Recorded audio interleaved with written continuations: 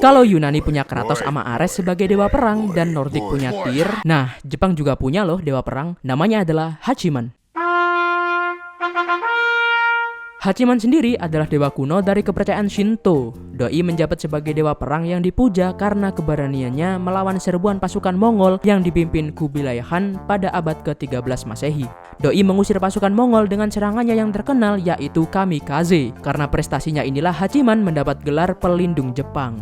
Dalam persilangan Buddhisme Jepang kuno dan Shinto, Hachiman juga dianggap sebagai Bodhisattva dan pelindung kuil. Nah, dari persilangan inilah banyak kuil Hachiman yang berdiri di Jepang sepanjang periode Heian, yaitu 794 sampai 1185 Masehi. Pokoknya Doi dicintai banget di Jepang karena ya aksi heroiknya tadi dalam mengusir tentara Mongol. Awal nama dewa Hachiman bisa sebesar ini adalah ketika pada periode Kamakura, yaitu 1185 sampai 1333 Masehi. Saat itu ada sekelompok prajurit yang senantiasa menyembah dan menyebut nama dewa Hachiman sebelum mereka bertarung, dan prajurit itu tak pernah terkalahkan dalam semua perang. Kaisar kemudian memerintahkan mereka menjadi garda terdepan dalam meredam invasi Cina Mongol tadi. Nah, sebelum tentara Mongol datang dari arah laut, para tentara penyembah Hachiman ini udah tahu bakalan ada angin topan yang berhembus sangat kencang di lautan. Mereka kemudian memberitahu Kaisar untuk berdoa kepada Hachiman agar menurunkan kekuatannya, yaitu Kamikaze atau angin dewa.